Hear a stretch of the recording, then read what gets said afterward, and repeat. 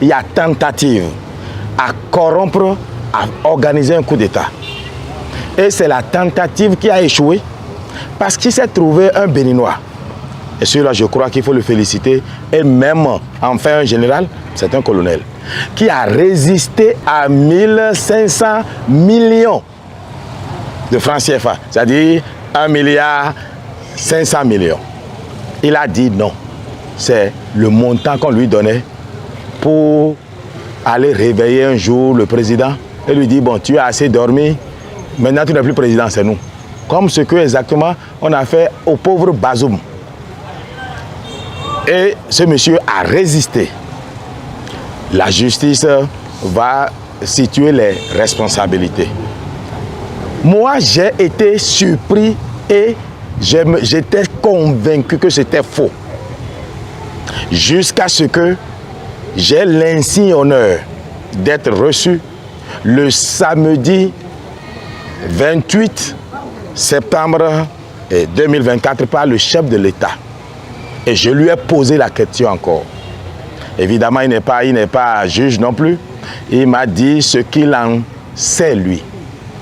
Et quand je prends le document partagé par NCA qui dit qu'on a souscrit à une assurance vie, il dit 55 millions. C'est largement suffisant pour moi. 55 millions d'assurance vie sur la tête du commandant de la garde présidentielle. Le Bénin n'est pas en guerre. On n'est pas l'Ukraine. On n'est pas en Israël. On n'est pas en Palestine. Mais qu'est-ce qui peut justifier le besoin de prendre une assurance vie à un commandant de garde présidentielle? Ça voudrait dire qu'il y a une activité qui pourrait être cause de mort. Au fait, ça, c'est moi qui fais une déduction. Donc, c'est cette sortie-là, même ce document, publié par NCA Côte d'Ivoire, qui a fini par me convaincre. Quand j'ai parlé avec le chef de l'État, ce qu'il m'a dit m'a convaincu. Mais je voudrais dire ceci. Je n'ai pas vu un président qui est dans la complotite. Je n'ai pas vu un président qui cherche à faire du mal à qui que ce soit. Je n'ai pas vu un président qui veut se venger de ceux qui auraient suivi ceux-là qui se sont égarés aujourd'hui. Le président Talon a la main tendue à tout le monde. Comme un père aimant, il est prêt à pardonner même les brebis qui à un moment donné s'étaient égarées.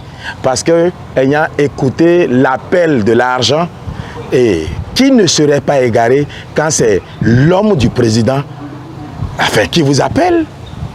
Donc c'était difficile. Donc je veux juste rassurer chacun pour la disposition d'esprit que j'ai vue chez le président. Et c'est le psychologue qui parle.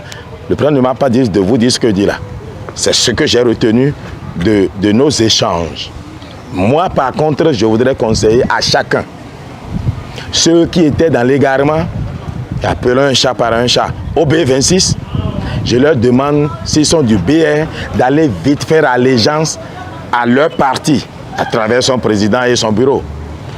S'ils sont de UPR, aller faire allégeance au président de leur parti et aussi au bureau. Et que chacun sache que le seul qui est élu, c'est le président Patrice Talon, et c'est à lui que nous devons allégeance. C'est vrai, ce n'est pas un trône. Pourtant, en politique, partout au monde, vous faites allégeance à celui qui est chef. J'en dirai pas plus.